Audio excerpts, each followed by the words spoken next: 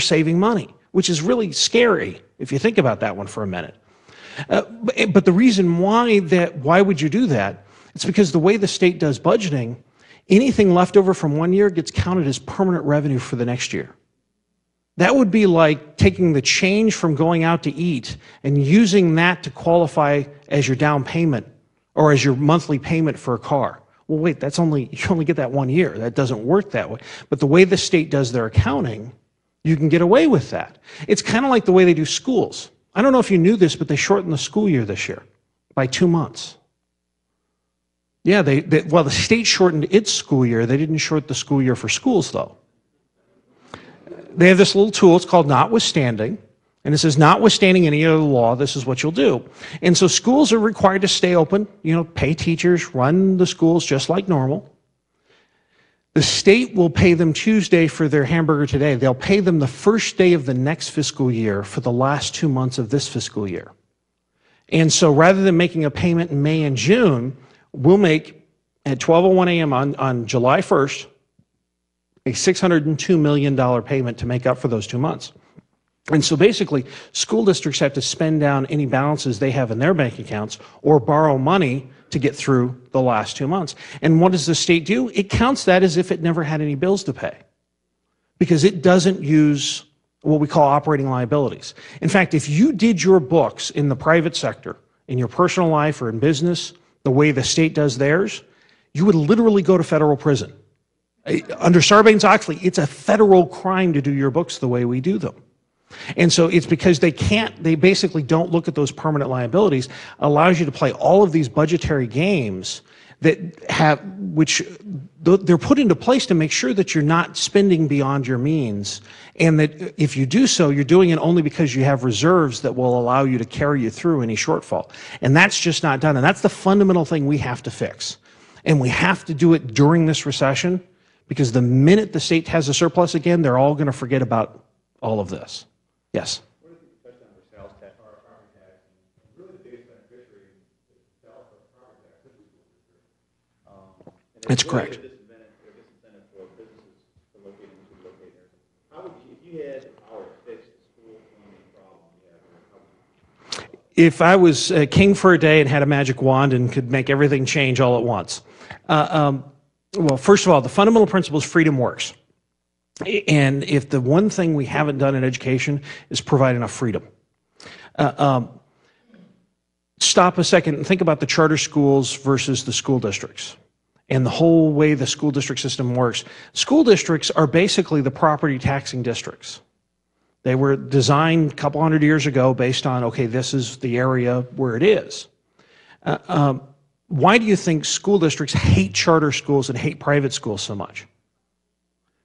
Well, it's because they have this boundary that was set up for the property taxing district, and they can only be within this box.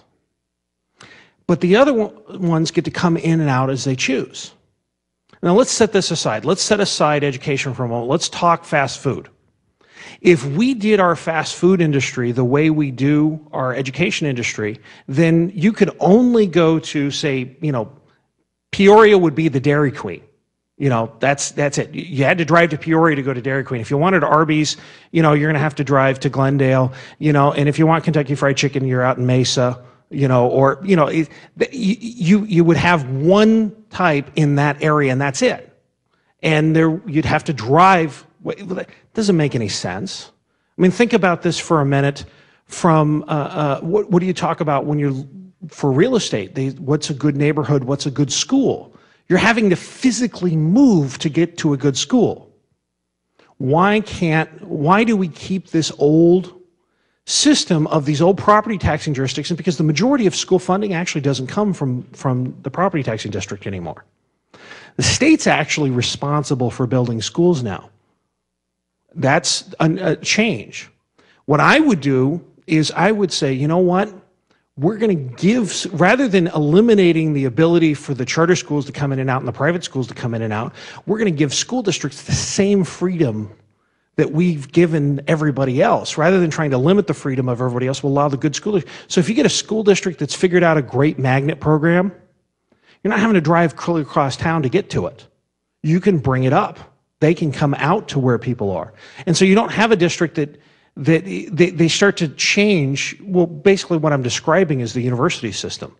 We already do. Do you know that you can go to U of A here in Arizona, here in the Valley, and you can go to ASU in Tucson, and you can go to NAU in Yuma, which is really strange if you think about that one for a minute. But there isn't a territory specific. Now, obviously, you know, if the Valley is more ASU town than it is U of A, and Tucson is much more U of A than ASU, but there isn't a specific territory. They can come and go and move and put facilities where they want to. They're not restricted.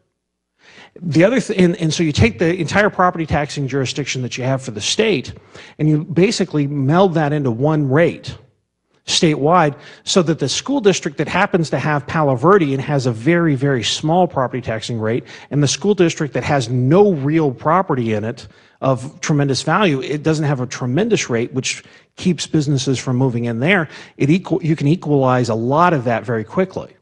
You can allow the same type of freedom that you have within the education realm. And then this is the other piece, and this is really important.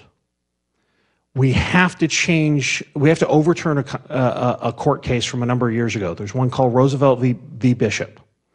And basically it separated capital and M&O, which it made sense when you had property taxing jurisdictions. The property tax was only covering for the building, capital.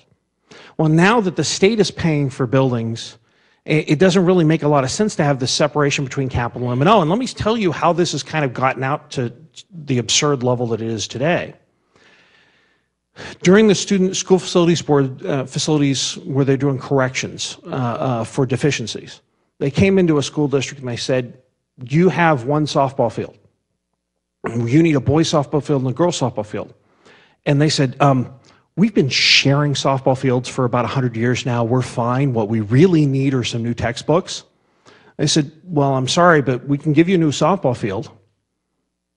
Well, of course, what are they going to say? Well, yeah, give me a new softball field. That's not what they really need, but it's free. That made absolutely no sense whatsoever. What you should be doing is the state shouldn't be the one deciding but two things. One, how much money do they need? And two, what do they need to graduate? Everything else should be a local decision. Block grant the money down and take the strings off of it. Don't separate capital M&O. Don't put all these rules and requirements and regulations in. I mean, if you looked at education as an industry, we have more rules and regulation on K-12 than we do nuclear power plants. I mean, it's a little scary. I mean, and I can tell you, I've served the legislature. They're not I wouldn't necessarily put them in charge of running a school. I mean, I come from a family of teachers. My mom was a math teacher. I was brought up, you know, thinking calculators were cheating, but, you know, it gives you an idea of my background. You put the money down there. And so if you get a school district that says, you know what, we're fine with cheap trailers because we're a mining town and we, you know, go through boom and bust and we don't want to spend a lot of money. We want to pay $60,000 a head for teachers because we're a mining community and we need teachers and we want to pay more for teachers and we don't care if the facilities aren't that nice. Or you go to City of Scottsdale and they want to build a Taj Mahal, you know, high school. Let them do that and then they only have, you know, $25,000 left for teachers. That's their decision. And the parents in that area will vote with their feet, come and go. So that's kind of the idea. Get all the strings and the regulation and everything else, block grant the money down, and guess what will happen? We are #1 in the nation for capital expenditures. We're near the bottom when it comes to maintenance and operations. If you take the strings off and you allow them to merge those, you haven't spent another dime on education, but you move us up to the middle of the list from a maintenance and operations standpoint. Yes? There's old case law based off a statute. There's old case law based off a statute. I think what you would have to do is basically make some legislative changes and just basically rewrite, just take the existing education code, wipe it off, and start over and say, okay, this is the way it's going to work. And rather than trying to build off of this, the problem is you've got every special interest group, everybody gets their own little bits and bytes, and they love having their section walled off from everybody else. And there's a lot of people who benefit from the various, all these little pieces that have been